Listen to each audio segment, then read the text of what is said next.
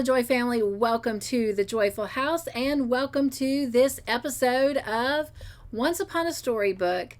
We are continuing to read the Anne of Green Gables series. We are in book number 5, Anne's House of Dreams. And today we're going to continue with the next 2 chapters. We're looking at chapter 36, Beauty for Ashes, and chapter 37, Miss Cornelia Makes a Startling Announcement. So if you're ready for today's storybook adventure, then sit back, relax, grab a project, grab a cup of tea, and let's jump right into this, shall we? Chapter 36, Beauty for Ashes. Any news from Green Gables, Anne? Nothing very special, replied Anne, folding up Marilla's letter.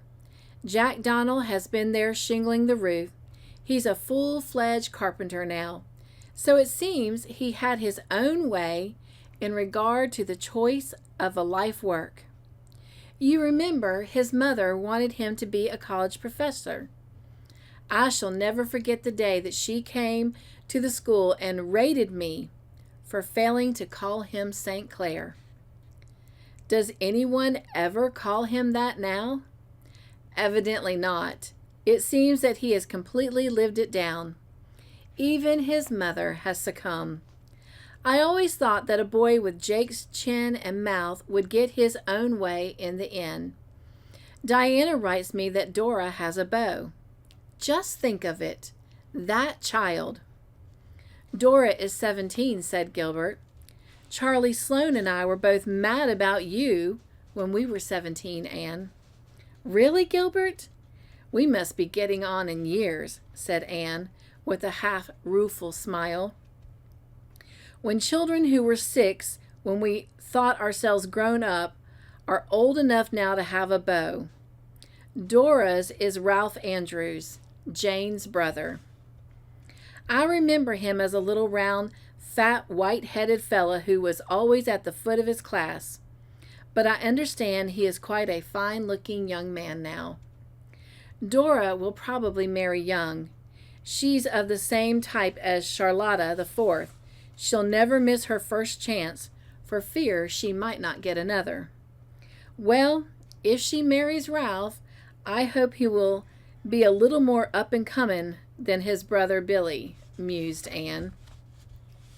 For instance, said Gilbert, laughing, let us hope he'll be able to propose on his own account. Anne, would you have married Billy if he had asked you himself instead of getting Jane to do it for him?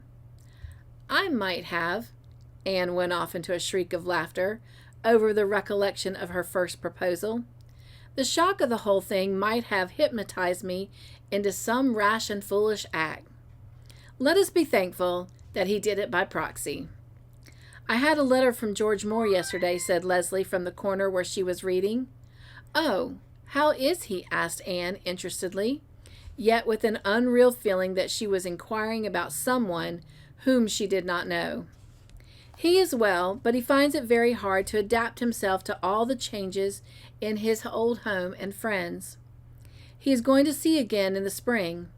It's in his blood, and he says that he longs for it. But he told me something that made me glad for him, poor fella. Before he sailed on the Four Sisters, he was engaged to a girl at home. He did not tell me anything about her in Montreal, because he said he supposed she would have forgotten him and married someone else long ago. And with him, you see, his engagement and love was still a thing of the present. It was pretty hard on him, but when he got home, he found she had never married and still cared for him. They are to be married this fall. I'm going to ask him to bring her over here for a little trip. He says he wants to come and see the place where he lived so many years without knowing it.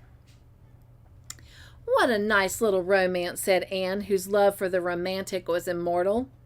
And to think, she added with a sigh of self-reproach, that if I had had my way, George Moore would never have come up from the grave in which his identity was buried. How I did fight against Gilbert's suggestion. Well, I am punished. I shall never be able to have a different opinion from Gilbert's again. If I try to have, he will squelch me by casting George Moore's case up to me. As if even that would squelch a woman, mocked Gilbert. At least do not become my echo, Anne. A little opposition gives spice to life. I do not want a wife like John McAllister's over the harbor. No matter what he says, she at once remarks in that drab, lifeless little voice of hers, "That's very true, John. Dear me." Anne and Leslie laughed. Anne's laughter was silver and Leslie's golden, and the combination of the two was as satisfactory as a perfect chord in music. Susan, coming in on the heels of the laughter, echoed it with a resounding sigh. "Why, Susan, what is the matter?" asked Gilbert. "There's something wrong with little Jim, is there, Susan?" cried Anne, starting up in alarm. "No, no, calm yourself, Mrs. Doctor dear. Something has happened, though. Dear me, everything has gone coddywampus with me this week. I spoiled the bread, as you know, too well, and I scorched the doctor's best shirt bosom, and I broke your big platter. And now, on the top of all of this, comes word that my sister Matilda has broken her leg and wants me to go and stay with her for a spell. Oh, I am very, very sorry that your sister has met with such an accident. Exclaimed Anne. Ah, well, man was made to mourn, Mrs. Doctor dear. That sounds as it ought to be in the Bible, but they tell me a person named Burns wrote it, and there is no doubt that we are born to trouble as the sparks fly upward. As for Matilda, I do not know what to think of her. None of our family has ever broke their legs before. But whatever she has done, she is still my sister, and I feel that it is my duty to go and wait on her. If you can spare me for a few weeks, that is, Mrs. Doctor dear." "Of course, Susan, I can. Of course.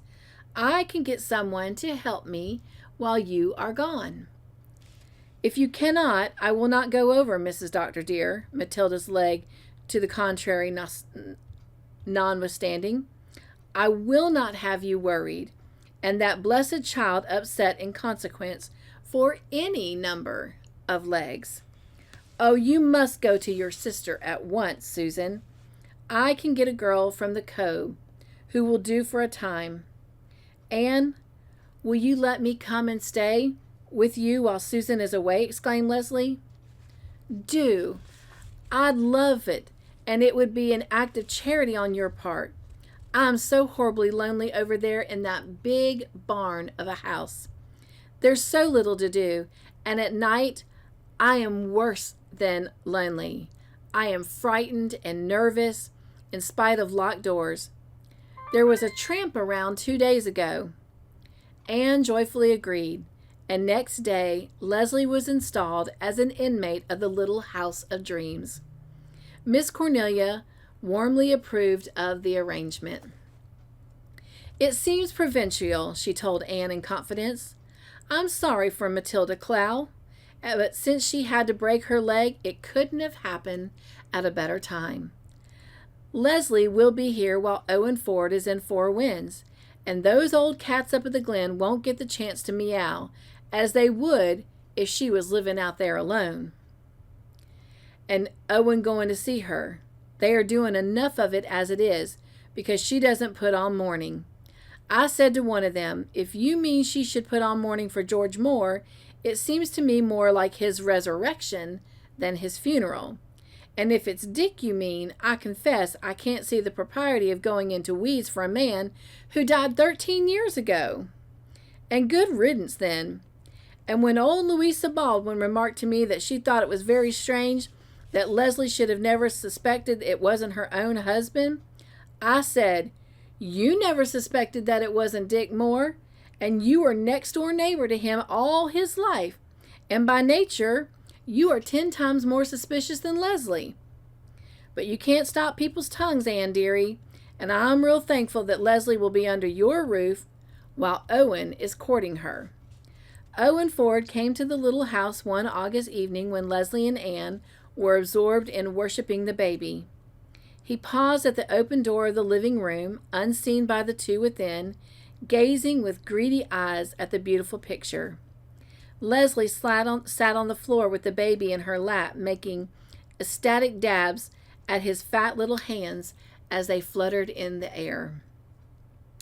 "Oh, you dear, beautiful, beloved baby," she mumbled, catching one wee hand and covering it with kisses.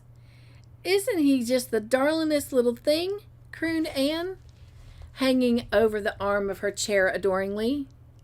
"Them itty wee pads are the language in this book.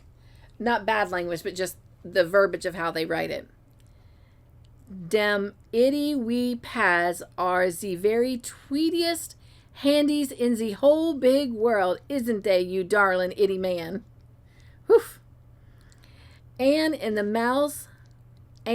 months before little Jim coming, had pored diligently over several wise volumes and pinned her faith to one especially.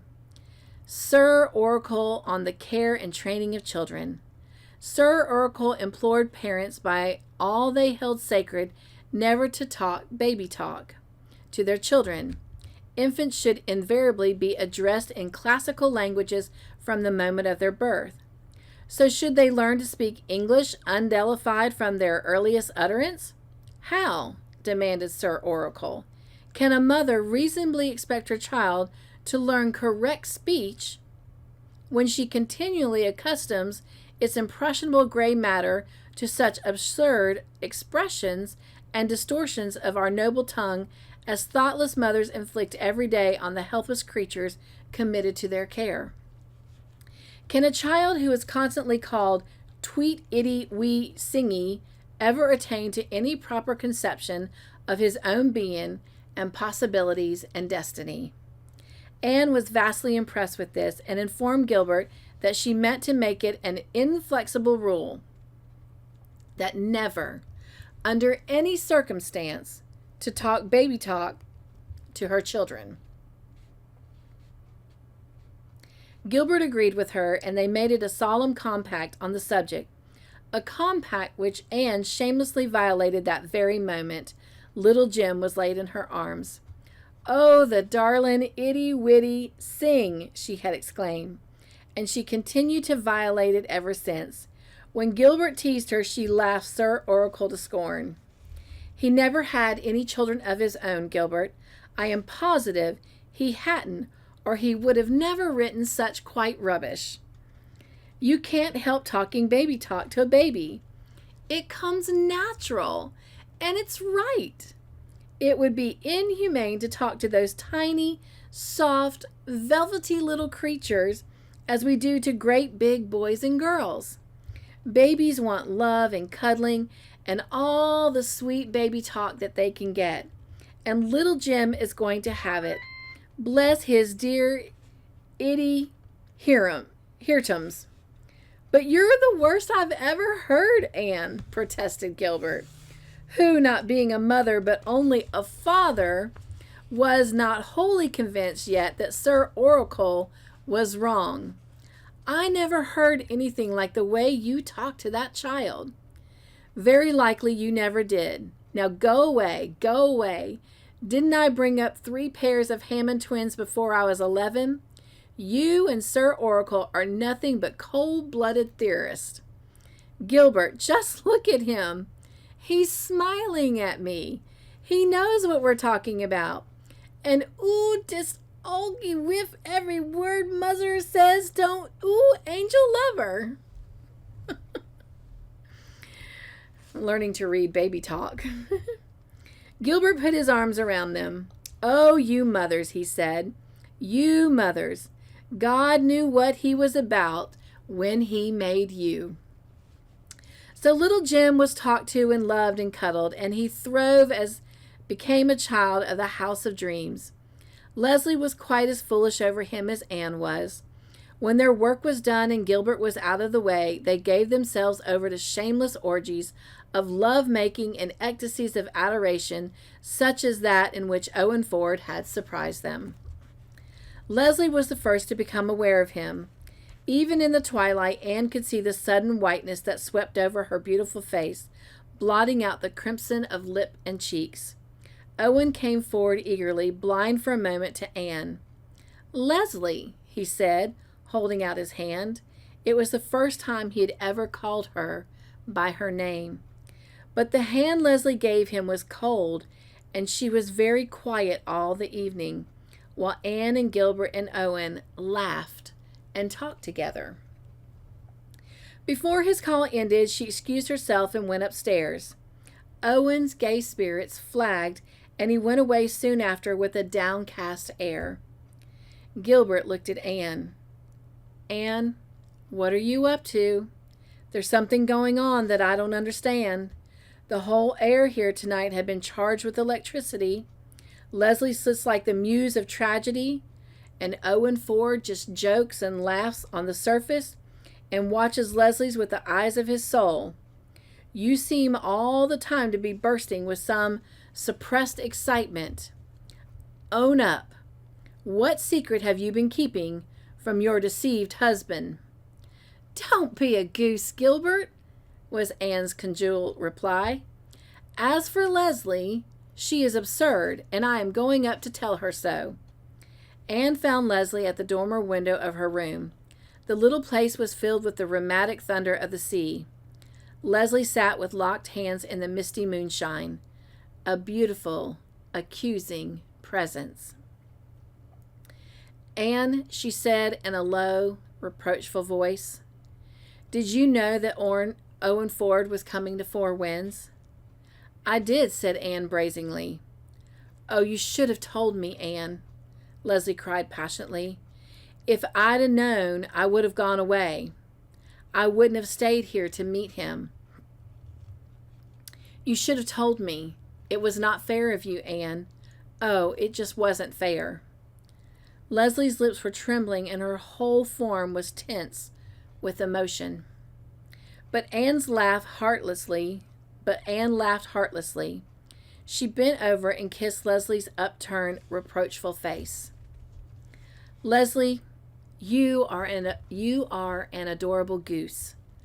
Owen Ford didn't rush from the Pacific to the Atlantic from a burning desire to see me. Neither do I believe that he was inspired by any wild and frenzied passion for Miss Cornelia. Take off your tragic airs, my dear friend, and fold them up and put them away in lavender. You'll never need them again. There are some people who can see through a grindstone when there's a hole in it, even if you cannot. I am not a prophetess, but I shall venture on a prediction. The bitterness of life is over for you, and this you're going to have the joys and hopes, and I dare say the sorrows too, of a happy woman. The omen of the shadow of Venus did come true for you, Leslie. The year in which you saw it brought your life's best gift for you, your love for Owen Ford. Now, go right to bed and have a good sleep." Leslie obeyed orders in so far that she went to bed, but it may be questioned if she slept much. I do not think she dared to dream wakingly. Life has been so hard for this poor Leslie. The path on which she had to walk had been so straight that she could not whisper to her own heart the hopes that she might wait on the future. But she watched the great revolving light bestarring the short hours of the summer night, and her eyes grew soft and bright and young once more. Nor, when Owen Ford came next day to ask her to go with him to the shore, did she say him nay. Chapter 37. Miss Cornelia makes a startling announcement. Miss Cornelia sailed down to the little house one drowsy afternoon when the Gulf was the faint bleach blue of hot August seas, and the orange lilies at the gate of Anne's garden held up their imperial cups to be filled with the molten gold of August sunshine. Now that Miss Cornelia concerned herself with painted oceans on sun-thirsty lilies, she sat in her favorite rocker in usual idleness. She sewed not, and neither did she spin, nor did she say a single derogatory word concerning any portion of mankind. In short, Miss Cornelia's conversation was singularly devoid of spice that day, and Gilbert, who had stayed home to listen to her instead of going a-fishing, as he had intended, felt himself aggrieved. What had come over Miss Cornelia? She did not look cast down or worried, and on the contrary, there was a certain air of nervous exultation about her. "Where's Leslie?" she asked, not as if it mattered much either. "Owen and she went raspberrying in the woods back of her farm," answered Anne. "They won't be back before supper time, if then. They don't seem to have any idea that there is such a thing as a clock," said Gilbert. "I can't get to the bottom of that affair. I'm certain you women pulled strings, but Anne, undutiful wife, won't tell me. Will you, Miss Cornelia?" "No, I shall not. But," said Miss Cornelia, with the air of one determined to take the plunge and have it over, "I will tell you something else. I came today on purpose to tell it. I am going to be married." Anne and Gilbert were silent.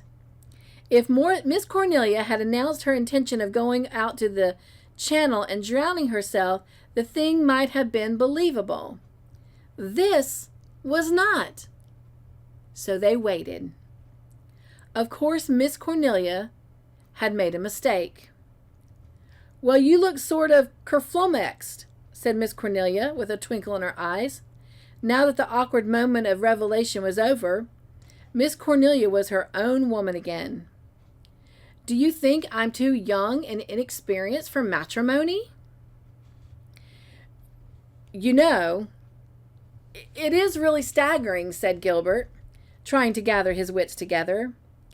"I've heard you say on a score of times that you wouldn't marry the best man in the world." "I'm not going to marry the best man in the world," retorted Miss Cornelia. "Marshall Elliott is a long way from being the best." "Are you going to marry Marshall Elliott?" exclaimed Anne, recovering her power of speech under this second shock. "Yes, I could have had him any time these last 20 years if I lifted my finger. But do you suppose I was going to walk into church beside a perambulating haystack like that?" "I am sure we are very glad, and we wish you all possible happiness," said Anne, very flatly, inadequately as she felt. She was not prepared for such an occasion. She had never imagined herself offering betrothal felicitations to Miss Cornelia. "Thanks. I knew you would," said Miss Cornelia. "You are the first of my friends to know it. We shall be so sorry to lose you, though, dear Miss Cornelia," said Anne, beginning to be a little sad and sentimental. "Oh, you won't lose me," said Miss Cornelia unsentimentally. "You don't suppose I'll live over harbor with all those McAllisters and Elliots and Crawfords, do you? From the conceit of the Elliots, and the pride of the McAllisters, and the vainglory of the Crawfords, good Lord, deliver us! Marshall is coming to live at my place. I am sick and tired of hired men. That Jim Hastings I've got this summer is positively the worst of the species. He would drive anyone to get married. What do you think? He upset the churn yesterday and spilled a big churning of cream over the yard, and not one whit concerned about it was he. Just gave a foolish laugh and said cream was good for the land. Wasn't that like a man? I told him I wasn't in the habit of fertilizing my backyard with cream. Well, I wish you all manner of happiness too, Miss Cornelia," said Gilbert solemnly. "But," he added, unable to resist the temptation to tease Miss Cornelia, despite Anne's imploring eyes, "I fear your day of independence is done. As you know, Marshall Elliott is a very determined man." "I like a man who can stick to a thing," retorted Miss Cornelia. "Amos Grant, who used to be after me long ago, couldn't. You never saw such a weather vane. He jumped into the pond and drowned himself once, and then changed his mind and swum out again. Wasn't that like a man? Marshall would have stuck to it and drowned." "And he has a bit of a temper, they tell me," persisted Gilbert. "He wouldn't be an Elliot if he hadn't. I'm thankful he has. It will be real fun to make him mad. And you can generally do something with a tempery man when it comes to repenting time. But you can't do anything with a man who just keeps placid and aggravating." "You know he's a grit, Miss Cornelia." "Yes, he is," admitted Miss Cornelia rather sadly. "And of course there's no hope of making a conservative of him. But at least he's a Presbyterian, so I suppose I shall have to be satisfied with that." "Would you marry him if he was a Methodist, Miss Cornelia?" "No, I would not. Politics is for this world, but religion is for both. And you may be a relic after all, Miss Cornelia." "Not I. Marshall will live me out. The Elliots are long live, and the Bryants are not." "Well, when are you to be married?" asked Anne. "In about a month's time. My wedding dress is to be navy blue silk. And I want to ask you, Anne dearie, if you think it would be all right to wear a veil with a navy blue dress. I've always thought that I'd like to wear a veil if I ever got married. Marshall says to have it I want to. Marshall says to have it if I want to. Isn't that like a man?" "Well, why shouldn't you wear it if you want to?" asked Anne. "Well, one doesn't seem to be different from other people," said Miss Cornelia, who was not notably like anyone else on the face of the earth. "As I say, I do fancy a veil. But maybe it shouldn't be worn with any dress but a white one. Please tell me, Anne dearie. What do you really think? I'll go by your advice." "I don't think veils are usually worn with any but white dresses," admitted Anne. "But that is merely a convention. And I am like Mr. Elliot, Miss Cornelia. I don't see any good reason why you shouldn't have a veil if you want one." But Miss Cornelia, who made her calls in calico wrappers, shook her head. "If it isn't the proper thing, I won't wear it," she said, with a sigh of regret for a lost dream. "Well, since you are determined to be married, Miss Cornelia," said Gilbert solemnly, "I shall give you the excellent rules for the management of a husband which my grandmother gave my mother when she married my father." "Well, I reckon I can manage Marshall Elliot," said Miss Cornelia placidly. "But let us hear your rules. The first one is catch him." "He's caught. Go on." "The second one is feed him well." "With enough pie. What's next?" "The third and fourth are keep your eye on him." "I believe you," said Miss Cornelia emphatically. And that concludes the end of our storybook for today.